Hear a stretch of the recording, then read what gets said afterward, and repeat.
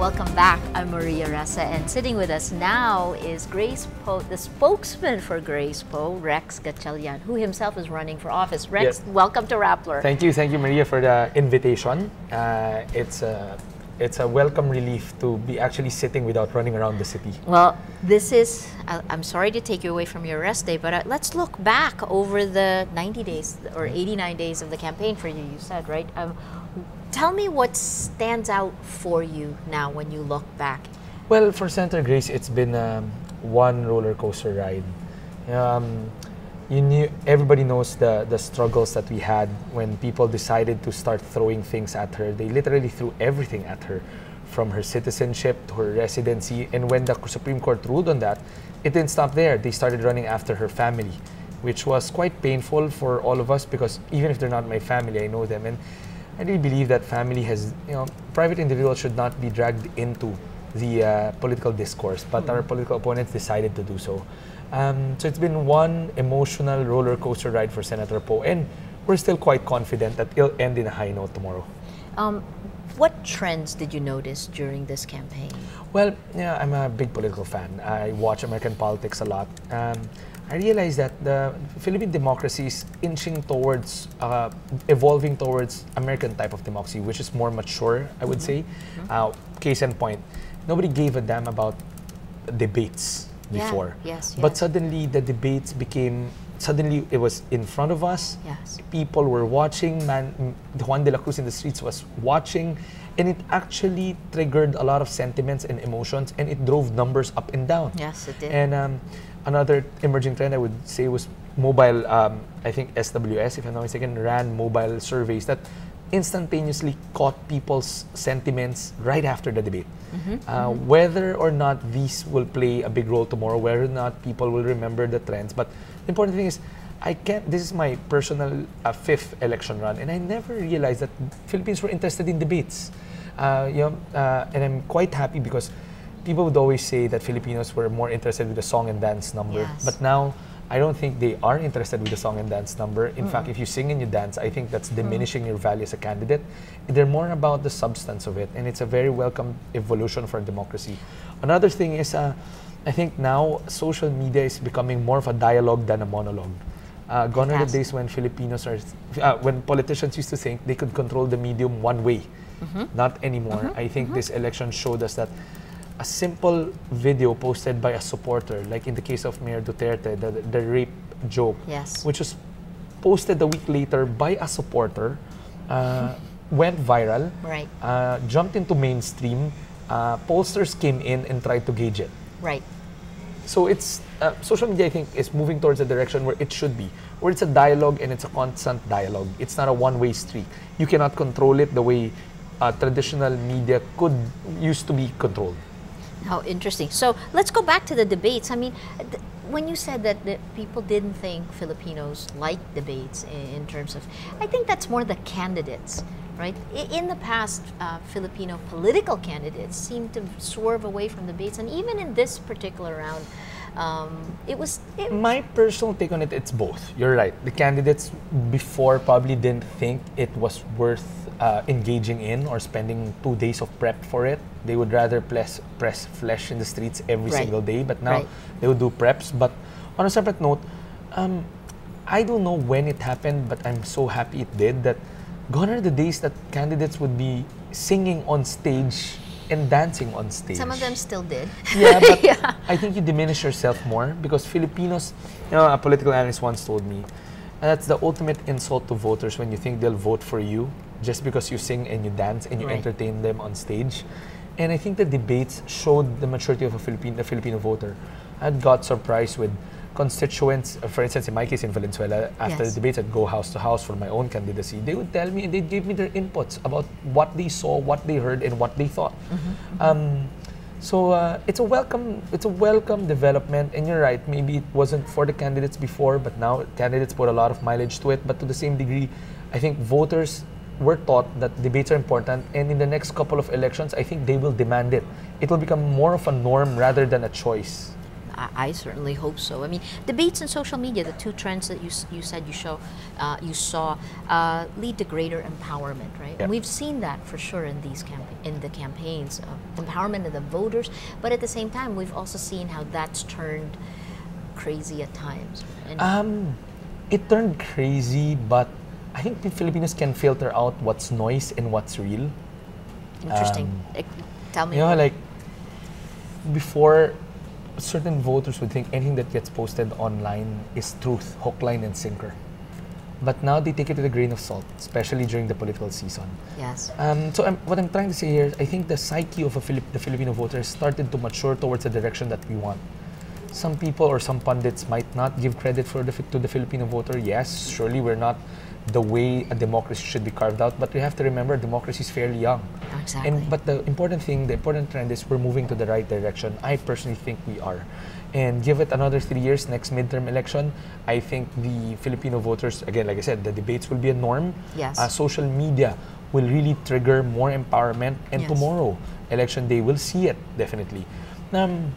I remember during Ondoy, you guys were doing a lot of you yourself did a lot of Yes. social media work. Yeah. How people on the ground were using social media to alert everybody of what's happening in their locality. Yes. And I want to see that tomorrow. Yes. We saw social media play its role in the campaign or the pre-campaign, but I want to see it tomorrow in terms of guarding their votes and policing the ranks of those conducting the elections.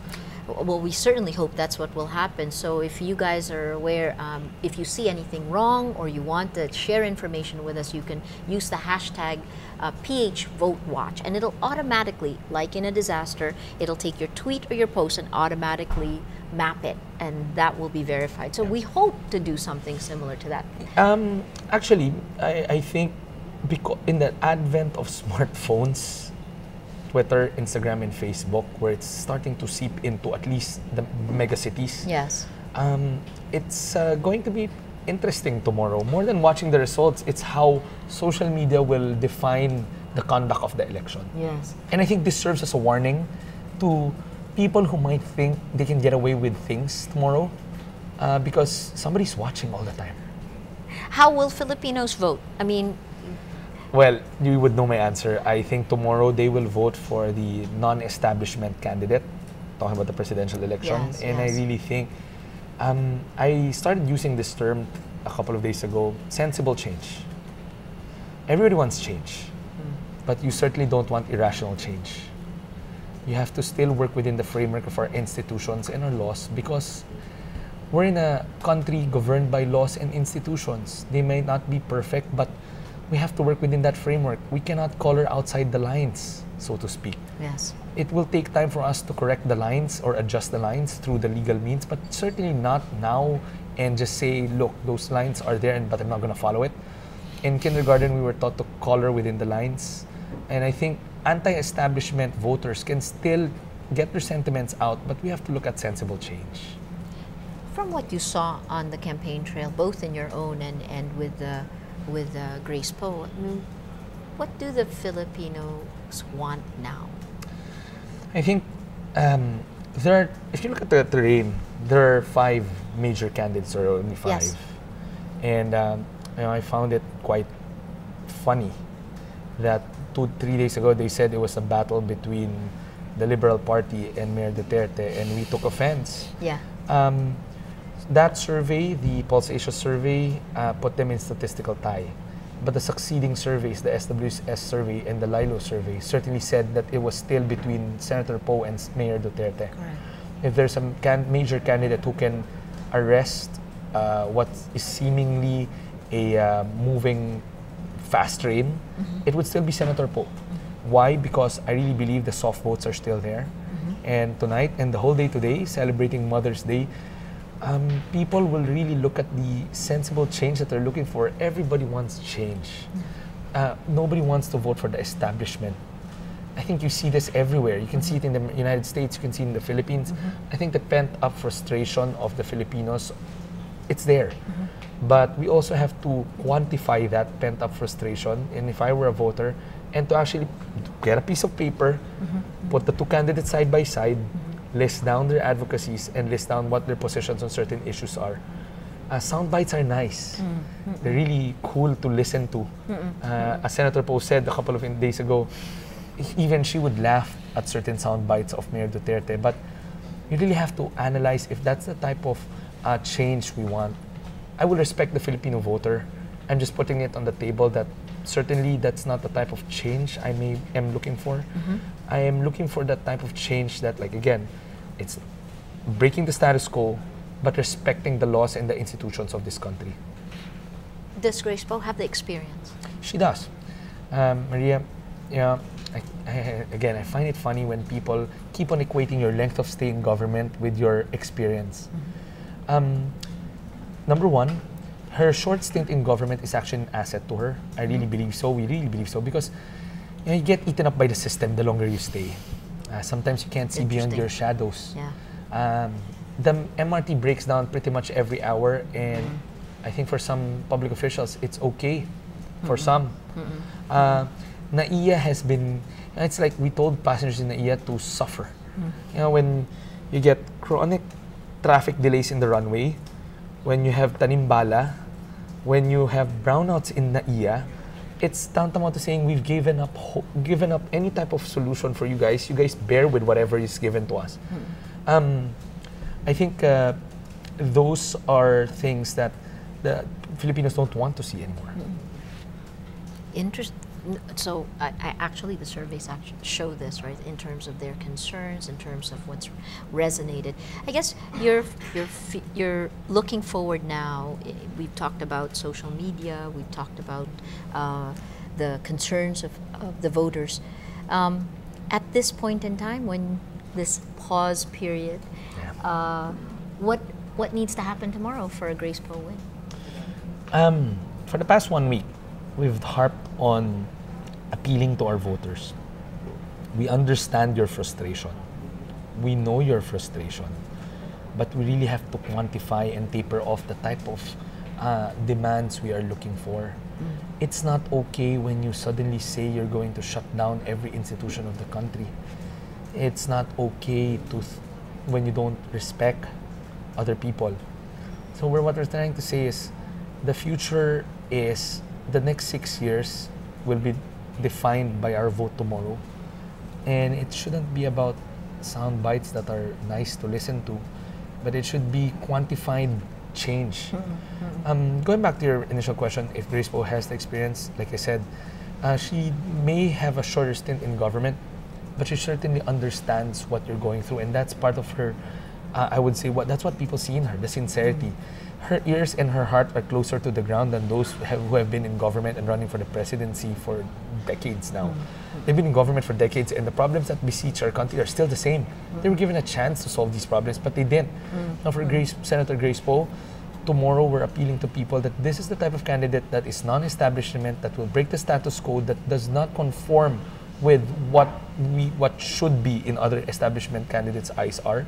That she's offering you sensible change that is correct, and change that respects, change that actually makes a lot of sense. I'll do, before we finish, I just want to show you, let's pull up the presidential survey one last time, and I just want to ask you what you thought of Grace Poe's performance here. The red is Grace Poe, and you can see it over time. It started in April 2015 all the way over here. And you can see this is a compilation of SWS, Lilo, and Pulse Asia. And there's a significant gap between Mayor Duterte and Grace Poe. But you see these dips, right? And we could see where it rose. I guess, what are the upsides and the low points of the last few months? Well, I think of all of them, the attacks on her were quite unfair. They weren't about corruption. They weren't about her performance on the job, but they were about personal issues. Her core, actually. I don't think the elections had anything to do with her being a foundling. Yet, yes, it made nice political discourse, educating people that, yes, there are issues out there that needs to be resolved by legislation, but certainly not using it as an attack tool on a candidate. In fact, to this day, I will never forget joining her in that first COMELEC hearing where we saw Attorney Elamparo, the very first Yes. attacker or Yeah. the very first aggressor, I call her the aggressor, say literally that foundlings are stateless people. It rang like a silver bullet in my ears. I always thought that every citizen, well, I'm not even a lawyer, deserves, it's part of your human rights to have a nationality. In this day and age where refugees are being accorded different types of protection, you're going to say in the face of a Filipino who just happened to have been dealt with a bad set of cards that you don't have a state, and she said that in open court. That was such a low point for me, in the sense that I never realized that there were vicious people out there who would use something that's not even part of her job performance as a campaign tool. So for Senator Poe, those dips probably would reflect the fact that personal attacks were triggered left and right. But if you look back, Yes. she has never been, they never made an issue about her performance in the Senate. Nobody highlighted that, even if we kept on jumping up and down on that. They would rather dwell on whether she's a Filipino, whether foundlings have rights, whether she's living in the Philippines, and later on whether her family is Filipino. Oh, and they also added her fake social security number, which was an ID number to begin with. It's sad that the level of discourse for her turned very personal, of all of them. While the other candidates, I think those were legit issues. Bank accounts, Yes. issues about your performance on the job. Those were legitimate issues. Yes. So, but if you're asking me, what do I see in those numbers? See, This in is my actually- opinion, That's her height. and I'm not a pollster, Yeah. these are the top line results. Yes. Every survey, everybody gets so fixated with the top line results that they tend to forget that that report is a thick report. There are fine points that needs to be discussed, but it never gets to the forefront. Right. It's all about who won, Right. who's right. leading. Correct. There are data that you can mine there, such as the soft votes. Yes. Yes. Whether or not the stickiness of votes will be there tomorrow is something that they've also evaluated. Yes. Who's the first, second choice whenever people start backing off from a certain candidate. Yes. We saw in a couple of these surveys that people might still change tomorrow. A big chunk, if I'm not mistaken, 20+%. 25%. 25%. According to Pulse Asia. Are Yeah. soft votes. Yes. Yes. Who Which- can just like that That's say, about 12 million votes. who just like that say tomorrow, look, this is not the type of candidate I want. Yeah. When they're looking down the ballot tomorrow and they're about to shade it, something might break in their minds and say, look, I want to change. Number two, for the fallback candidate. Yeah. Senator Poe has consistent that she's the number one second choice in all those surveys. So those are things that we're looking for tomorrow. Right. Those are nuances that do not land the top line results. So what will Grace Poe do tomorrow? Well, interestingly, Senator Poe is a very religious person. Why not? She's dealt with a bad set of cards a couple of times in her life. I'm sure, I haven't spoken to her today. It's Mother's Day. She probably went to church, had a really nice family lunch. Tomorrow, I know she's going to go to church again right before she votes or right after she votes. But I managed to speak to her a couple of days ago, 2 days I think. Yesterday we said hello but didn't get a chance to speak because of the rally. But she once told me that she leaves it up to the electorate and to God, whatever happens tomorrow. And I think at this point in time, everybody's done anything humanly possible already. Let me go back to one thing that happened Friday, which was the president's call. President Aquino had spoken publicly about trying to get Mar Roxas and Grace Poe together, and Mar goes and actually said, mag-usap tayo. Grace Poe within an hour actually said, wala na tayong pag-uusapan. Maria, there's a supervening event in the middle that didn't land the papers but landed a couple of networks. Right after Secretary Roxas, and I'm going to go on the record for this, and you can check the timelines. Right after Secretary Roxas said, let's mag-usap tayo, Congressman Elise, the spokesman, suddenly comes out in the open. I think it was in DZMM, if I'm not mistaken. And he said, Grace, bata ka pa, kailangan magsakripisyo ka pa. That's what triggered us to immediately say no. Because look, from the way we see it, your spokesman pretty much laid down something that you couldn't say. Either you were sugarcoating it, but that's what that press con was all about. Grace backed down. Right. Senator Grace has said so many times, number one, this is no longer about her. Yeah. When she could have had it easy by just taking the route of running for vice president or even staying in the Senate and waiting. Right. But she opted to run because she really believes that the 26 million Filipinos out there who's been left out of this economic growth deserves a voice and a game on the table, a place in the table. And this is not about her anymore. It's not as simple as, yes, I'll back down. It's not about her. It's about what she's been fighting for all this time. It's about the 26 million Filipinos who wants change in their lives. That's why she immediately said, this is not about her. It was easy for her to say no because we knew they were saying that already because the spokesman already said that a couple of minutes after. And number no two, back channeling to just make sure there was that none. what it was. Yeah. She was really caught. I was caught off guard, and she was caught off guard. We weren't Yeah. together that day. She was in Yeah. Laguna. I was in Valenzuela. Yeah. In fact, I think nobody saw that coming. Nobody saw it coming. Yeah. The headlines were the good secretary asking her for Yes. a unity talk, but it wasn't that. Yeah. That may have been sincere, but the people beside him triggered something in the middle. They said Yes. it was Senator Grace who should back off. And then come 9 o'clock, they suddenly shunned her and said, they twisted it and said, look, she's not for unity. It's not Yeah. about unity. Yes. Yes. It's about the principle of fighting this out because of what you believe in. And let's talk about numbers. She's still the number 2 candidate there, and she poses the strongest challenge to Mayor Duterte.